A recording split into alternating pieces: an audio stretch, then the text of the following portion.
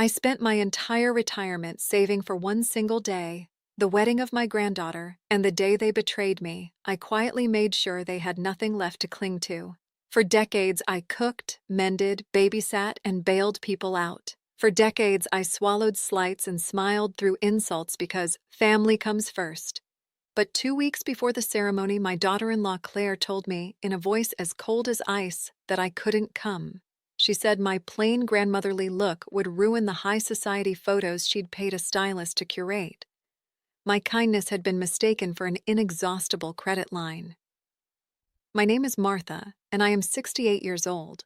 Before I tell you how they ended up with absolutely nothing because of their own greed, let me know where you are watching from in the comments below. Hit like and subscribe if you believe toxic people always get the karma they deserve. But to understand how they ended up with absolutely nothing, we have to go back to everything I gave, the small, quiet sacrifices that felt like love at the time. I can still see the ledger in my mind, not a real book, but the mental accounting I kept for myself, a life recorded in small transactions that added up to that $80,000 check. There were late nights driving my son Michael to shift work when my body ached, an extra mortgage payment here, a loan to pay for a lean winter there. I gave up vacations, stopped replacing my old couch, and cashed in small investments so my children could have new cars, down payments, and the comforts I believed any parent would provide. When Emily was born, my granddaughter, bright-eyed and freckled, life made sense. I knitted tiny sweaters, kept a jar of flour at my house for last-minute pies, and learned to braid hair I had never braided before. I showed up to every recital, volunteer day, and school play.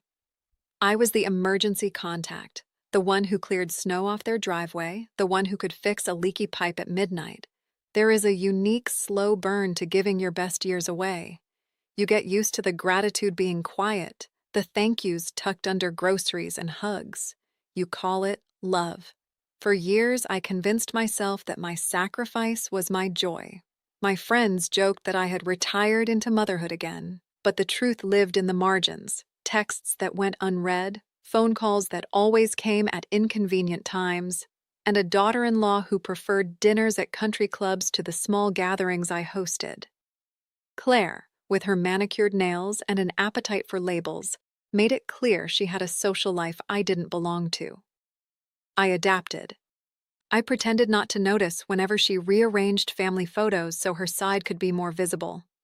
Financially, I was careful. I watched interest rates and shopped for the best deals on insurance.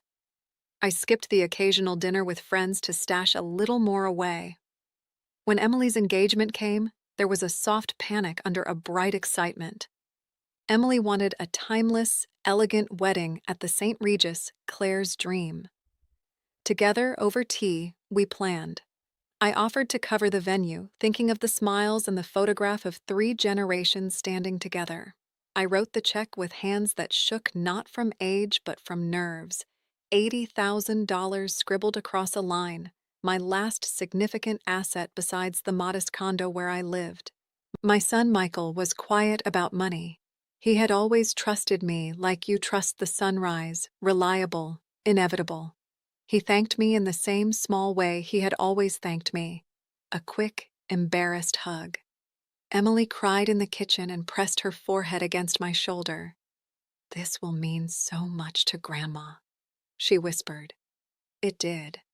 I imagined a day of laughter, of toasts, of a room filled with people who, if only for a day, would remember how important family feels. And then Claire began to change.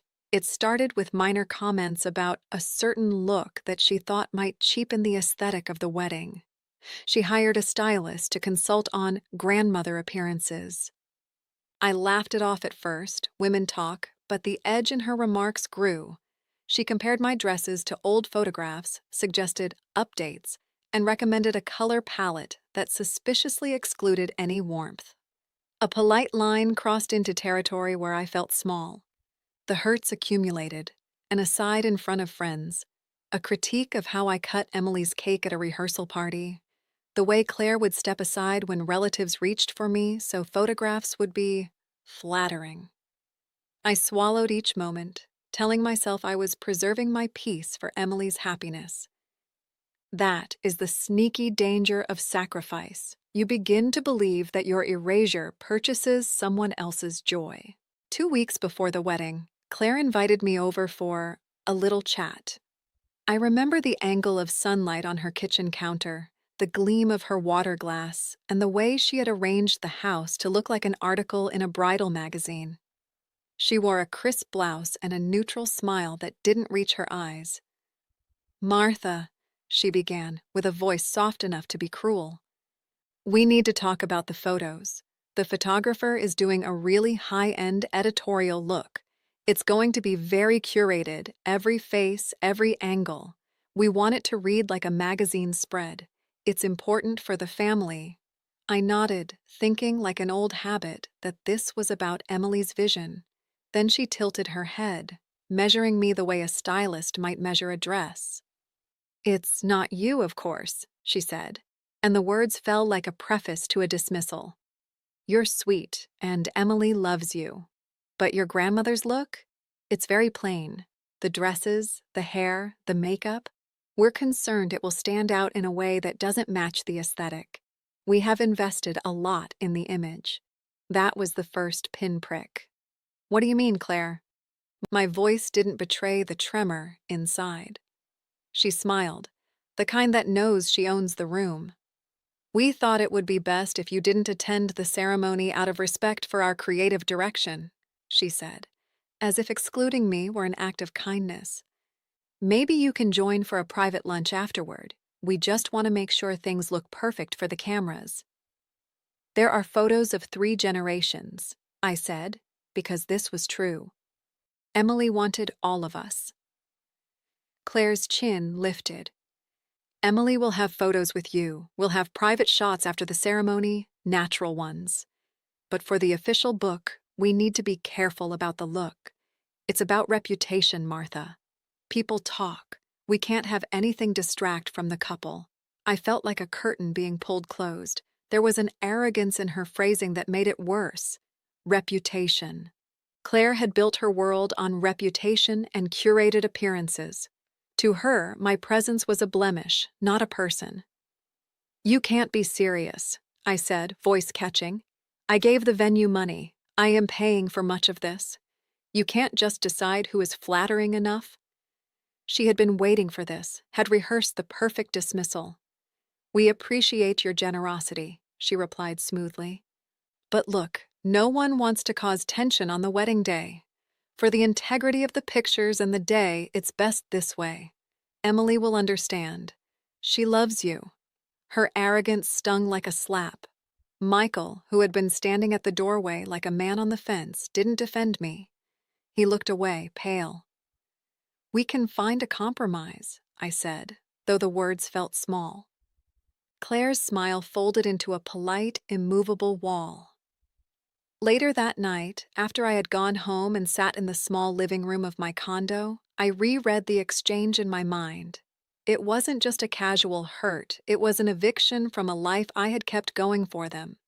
The audacity of asking me to step aside, after everything I had given, revealed a coldness I hadn't recognized. A week later, Claire sent a formal message, an invite retraction dressed in diplomacy. "For the wedding aesthetic, we've asked family to limit attendance at the ceremony. Grandma Martha, we would love for you to attend the reception, and we'll make sure Emily has time with you. Please know this is about the look, not you personally." Her words were rehearsed cruelty. She'd found a way to make a wound look like an act of taste. She called me later that day to talk, but I couldn't keep my composure. I told her quietly but clearly that this wasn't how a family treated one another. She sighed and told me I was overreacting. I realized in that moment that Claire wasn't simply a woman with different tastes. She was a person who saw people as props for her social stage. She believed I would fold beneath this indignity, that I would apologize, take my place out of sight, and smile when they raised their glass. The worst part was Michael's silence. His eyes pleaded for quiet. He had always been a gentleman, afraid of conflict the way some of us fear storms. Then came the last shove across the line, a text from Claire that said, We've secured the venue and paid in full.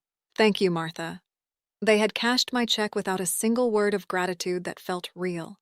It settled like a stone in my chest. That night, I lay awake, tracing the contours of my life, the recipes, the babysitting, the nights by hospital beds. It all bunched together into the shape of a woman who had given everything away and been told she was too plain for the picture. The grief was not loud. It was a slow, relentless ache. And then beneath the ache, a different feeling rose, cold, clear, and unexpectedly freeing. It was clarity. I went to the bank the next morning, not with rage, but with a sense of duty to myself. I reviewed my accounts, and it wasn't just about the money. It was a sacred ledger of the last things I owned that belonged to me. As I sat at the teller's desk, the forms were clinical, blank lines waiting for signatures. The tellers spoke in soft office voices.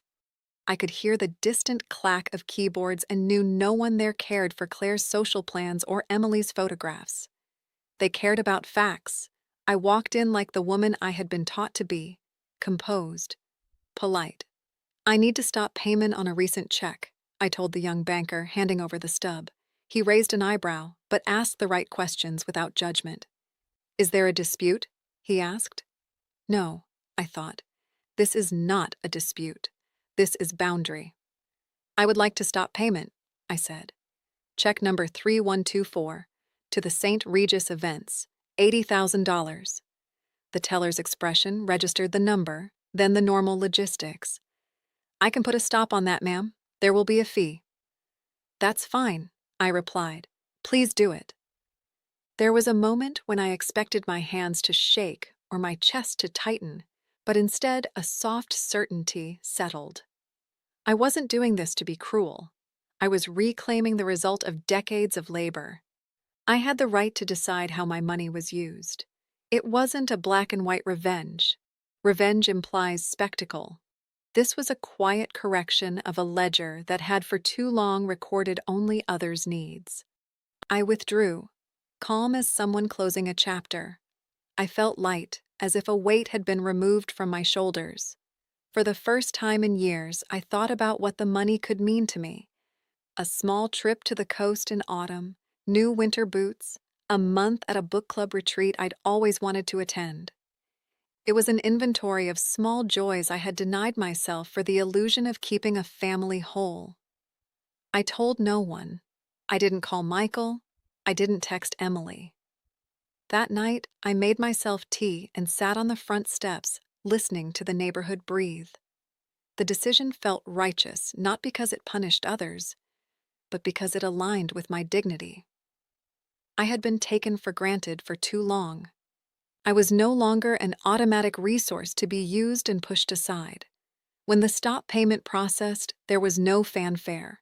There was only a quiet closing of the book. I set an intention in my heart.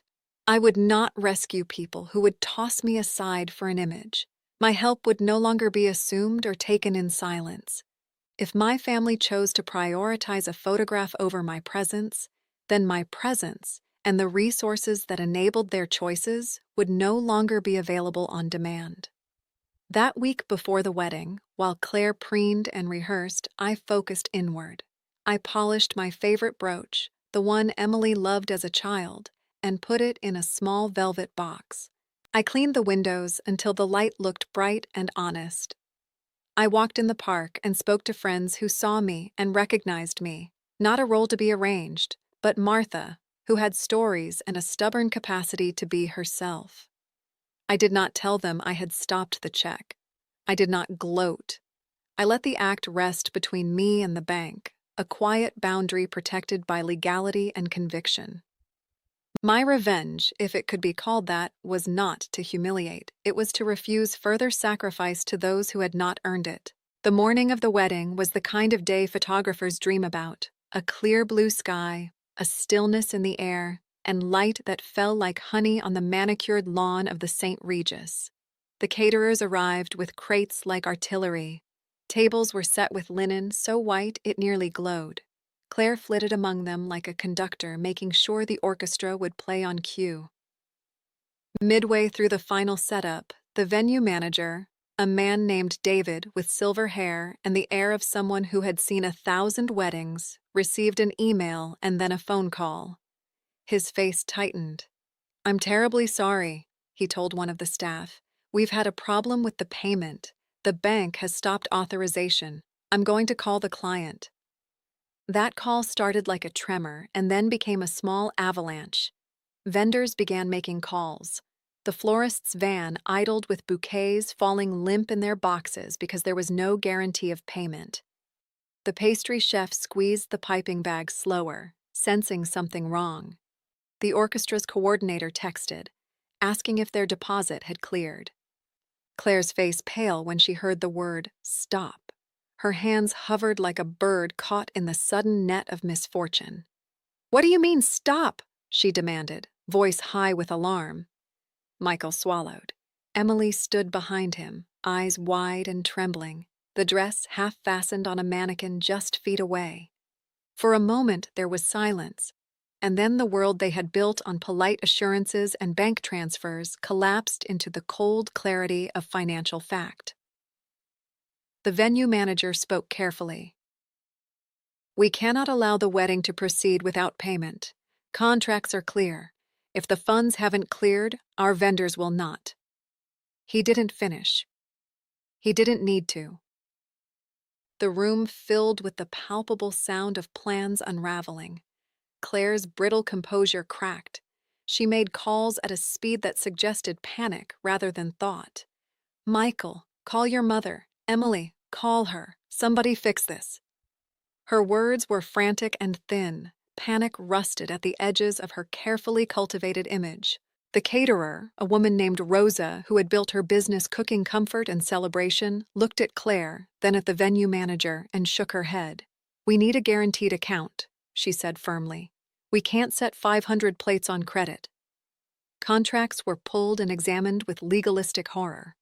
The photographer promised to hold off for a certain grace period, but eventually even he had to draw a line. Lighting techs, assistants, the studio already had commitments. I listened from my quiet space, from a distance I had chosen. The phone calls came in waves, texts, and missed calls that turned into calls again. My son called me, voice breaking. "Mom, please," he began, and I could hear Emily in the background asking, "Grandma, what happened?" I watched my grandson's face on video as he filmed the empty chairs, as guests drifted back to their cars in confusion. I saw the floral centerpieces being taken away and the staccato of caterers packing vans. The photographer posted an apology on social media. "Due to circumstances beyond our control, today's ceremony is postponed." Claire was a storm of denial. "This is impossible," she muttered, pacing like an animal with nowhere to hide. Her nails dug crescents into her palms. "We paid. Someone must have stolen our info. There must be some mistake." The truth was simple. The check I had written had never cleared. The bank had honored my stop request. Their inability to provide proof of cleared funds meant the vendors were legally and practically unable to go forward. The only people who could have stopped that check were me and the bank. And here they were, left to face the consequences of their aesthetic choices and their assumption that resources would always be available. As the day turned into an early disaster, family texts became increasingly frantic and human. Michael messaged me directly. "Mom, call me, please, they need you." Emily wrote separately in a voice that crumpled my heart. "Grandma, I'm so sorry, I didn't know. Please come." I did not go. I had given what I could, and when I was dismissed from the ceremony with the language of taste, I had decided boundaries were more important than rescue. Helping them now would mean reclaiming the role I had abandoned for myself. I had to let them own the result of their choices. They came to me anyway, at my doorstep, in small groups, as if humility could be acquired at the curb. Claire, in a dress she'd ironed in the panic, stood with mascara smeared, attempting anger, then apology, then fury.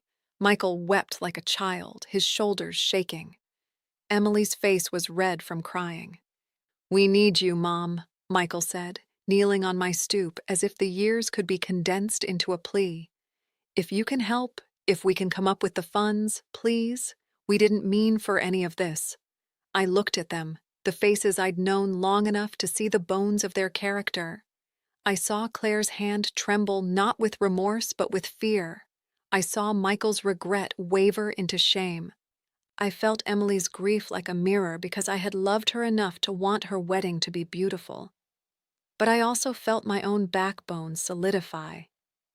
"I can't," I said simply. The words landed like a shutter closing. They had all expected the solution to be my continuing ability to fix everything. I could see their minds running through budgets, credit cards, frantic phone calls, but not experience, not the cost of my bleeding out for them year after year. There was a moment of charged silence when Claire's eyes flashed with the kind of anger that comes when ego collides with consequence. "You stopped the check?" she hissed, the word shaking like a tiny bomb. "I stopped payment," I replied. "Yes." Her irony was sharp. "You could have told us. You could have." "I could have," I interrupted, with a steadiness that surprised me. "But this wasn't a secret about money. It was a boundary about how you treat people." "You ruined everything!" Claire cried, the accusation raw. I thought of every time I had swallowed my voice for their comfort. "No," I said quietly. "You did. You held a ceremony that valued image over family, and you gambled with my presence. I will not be treated like an accessory." Their faces were a map of the day's calamity, wild, guilty, incredulous. Vendors filed their bills, and in a few days the legal paperwork would clarify the financial loss. But the immediate disaster had already taught them a lesson in gravity. The supports they had assumed were infinite were, in fact, finite and human. They begged. I won't lie. There were moments when Michael stood at my doorway and I could have felt the old impulse to soften, to stitch the family back together with whatever I had left. They called me names that felt like apologies. "We were selfish," Emily whispered into the phone. "We didn't think." Claire sent texts that oscillated between contrition and entitlement. "Martha, I'm sorry," one read. Another followed. "I never meant to hurt you." But their apologies arrived after the damage, when the consequences of their choices had been served cold. A late apology cannot erase the humiliation of being told to step aside, nor the way their assumption of my availability had been weaponized. They asked me to forgive them. Forgiveness is not a currency I hand out on demand. It's a process. I could see for a moment how much they needed absolution to feel comfortable again. I remembered what my mother had taught me about forgiveness. You can forgive, but you do not have to forget. And more importantly, you do not have to resume being the person who is used. "What do you want?" Emily asked in one of the calls. Her voice was raw and small. "Do you want the money back? Do you want us to pay you for what we used?" I thought of the days I had given. Did I want restitution? No. I wanted recognition. I wanted to be seen as a person with limits and a right to dignity. But recognition does not always arrive with calm. Sometimes it comes as a quiet refusal. "No," I told her finally, my voice steady. "I don't want the money. I want you to understand why I made my choice. I want you to stop treating people like props." It was not the speech I had rehearsed. I had imagined grand pronouncements, dramatic revealings, but what came was simple, a refusal to resume my old role. The family was shaken, and in the weeks that followed, conversation shifted. Michael sought therapy. Emily and Claire had long, awkward talks that were more about Claire's image than her heart, but cracks had been opened. For me, the healing came in mundane and generous ways. I booked a Saturday at a spa downtown. I'll admit there's a small, luxurious pleasure in doing something unapologetically for yourself when you've spent decades in service. The day was radiant. Eucalyptus steam, a face mask that left my skin tinged with rose, a lavender robe that smelled like peace.